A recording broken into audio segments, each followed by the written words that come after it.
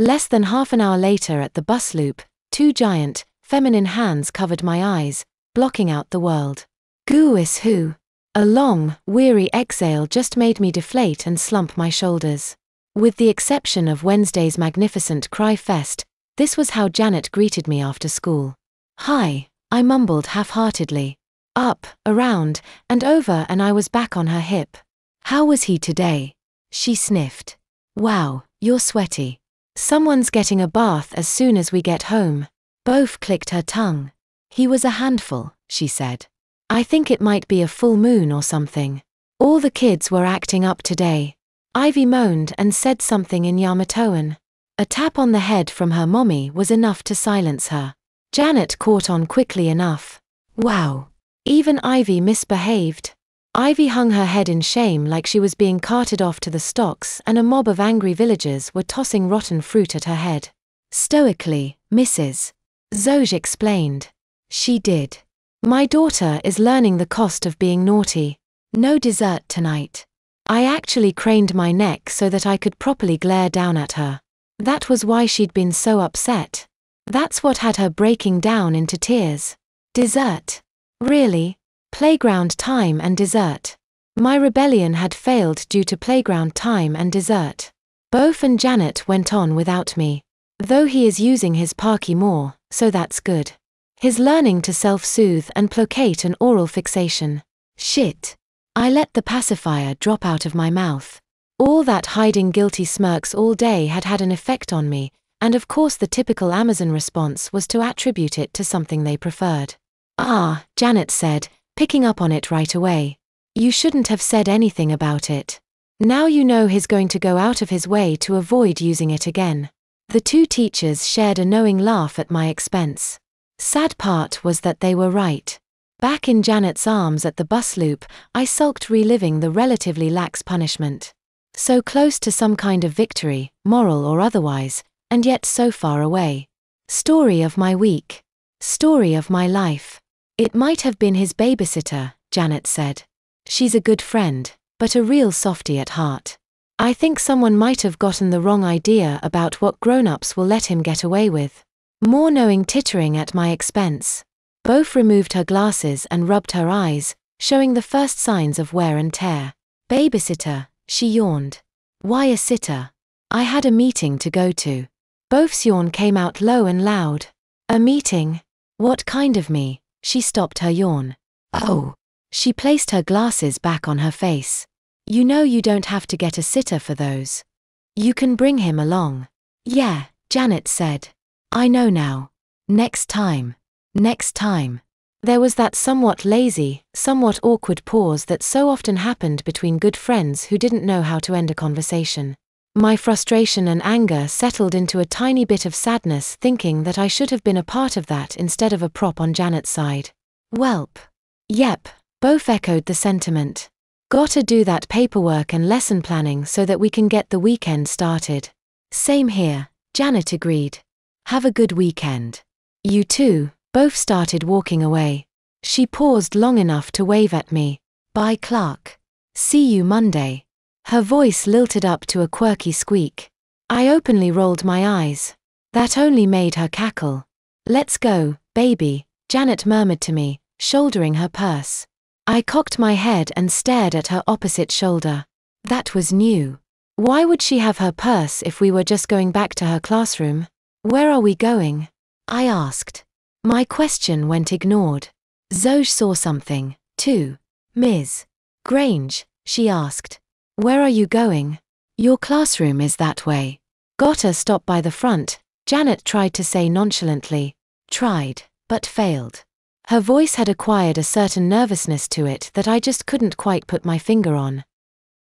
Janet had answered Zoj's question loud enough that both stopped and doubled back. Up front. Now.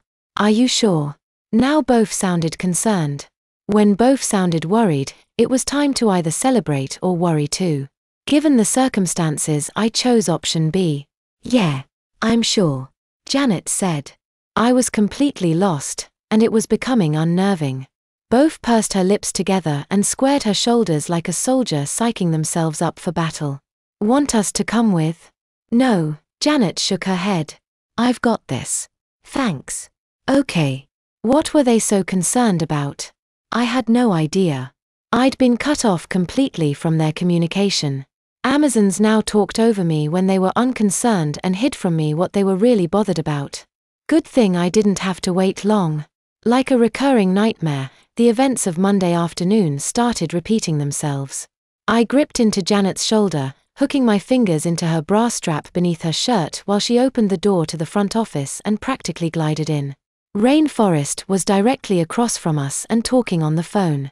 I tightened my grip, making myself false promises that I would be able to hold on instead of being torn off. Please not again. Please not again. Please not again. My prayers went unanswered. Janet whisked her way to the side and put me down on my feet despite me trying to sink my claws into her. She held my hand to keep me rooted in place while we waited for Rain to hang up the phone. I could feel my throat tightening up. Not again. Couldn't someone else watch me while she peed? Anyone? Literally anyone? Hello, Rain addressed Janet after she'd hung up the phone. Signing out early again? No, Janet said. Her tone had become casual as if she were making small talk. Once this week was enough. Can't use up all of my time off at once. Forrest faked a chuckle while her gaze drifted down to me. Need me to watch your little one for a bathroom break? I saw that same vicious glint in her eye. I don't mind. Softly, Janet let go of my hand and reached over to her purse. Actually, I wanted to talk to you about that. She flipped open her bag and dug inside. Oh, I didn't mind, Rain repeated. No trouble at all. He was an absolute angel. For a little, anyways. Bitch had the gall to wink at me, as if we shared some precious secret together. By the time Rain had finished winking, Janet's hand had stilled itself. She had found what she was looking for. Oh, I know. Clark can be a handful. Mrs. Both was just telling me how his entire class was acting up today. Rain put on a face of mock surprise. Clark, she said to me. Really? You too? She shook her head and clicked her tongue. Littles, she switched her attention to Janet. What are you gonna do? Just love them the best we can, Janet smiled. It's all we can do. Rain was so relaxed she was leaning back in her chair. Couldn't agree more, she said. Couldn't agree more. I'm glad we agree, Janet said. It's why I wanted to share one of these with you. As a gift. As a way to say thank you. Janet showed Rain what was in her purse. Out came a very familiar-looking box. One containing cream-filled chocolate bonbon. Janet lifted the lid and Rain's eyes got wider and wider, all while her mouth puckered up smaller and smaller. A gift? Yes, Janet said. As a gift. To say thank you. Between co-workers. Maybe even friends. Slowly, deliberately, Janet reached into the middle of the box where the safe chocolate lay. They're good. See. Slowly, deliberately, she offered the box over to the school receptionist. Still sitting in her chair, Rain scooted back, appearing smaller than Janet. No, that's fine. Her voice was wavering. Thank you for the offer. I'll be happy to watch your baby anytime. For free. No payment necessary. Janet pressed forward. Please. I insist. As a friend. You don't want to be rude, do you? A new type of déjà vu was setting in. This time with a queer kind of role reversal. I took the chance and inched closer next to Janet. I saw Rain close her eyes and gulp. I'm on a diet. Her voice had acquired a nervous crackle. Are you? Janet said. Said. Not asked. It's very possible to ask a question without really asking a question. So if I open that desk drawer of yours, I won't find a box just like this. Haha, Forrest's smile and her eyes were miles apart. You got me, Ms. Grange. You got me. Yes. Yes, she did. Please, Janet said. Call me Janet. We're friends. Aren't we? Rain was starting to quiver. She had to reach up and dab the droplets of cold sweat off of her forehead. Yeah. I heard Janet's fake smile fade from her voice. Then take one, Rain. Take a chocolate. I've already had one. Why won't you? Forrest's eyes darted to the lower right of her computer, then up to Janet. She was calculating on whether she could eat one of the training chocolates and make it safely to a toilet, or to a doctor. This late in the afternoon, Rain was in no real danger of messing herself at work, but her dinner plans might suddenly be altered. Eat a chocolate. Rain. Okay. Rain's voice came out as a pitiful, almost little squeak.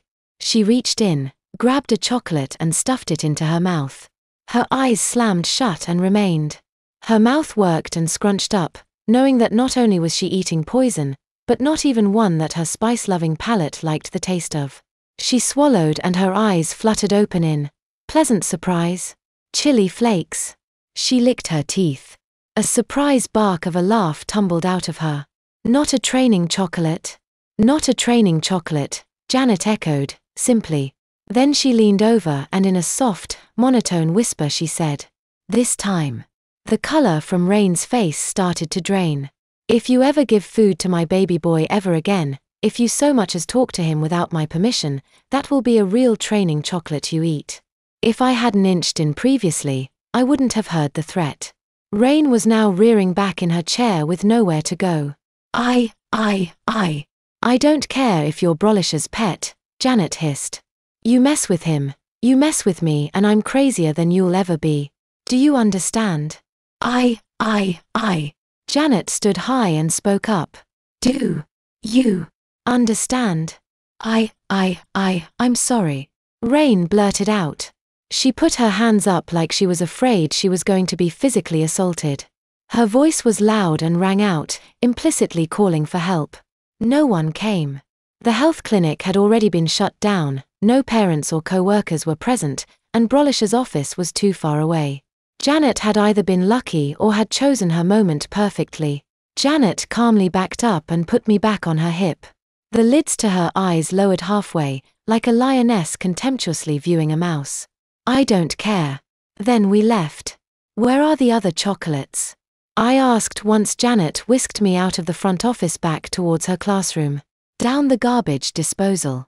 Janet told me, her voice shaking from adrenaline and rage. "You've got nothing to worry about there, hun." I asked the only question I had left. "Why?" "Because I don't want you getting into them and thinking they're regular candies. Those are for toilet training big kids by making them have to go potty more often. Those are why you've been having more poopy diapers than usual." I brushed aside the fact that I had no usual.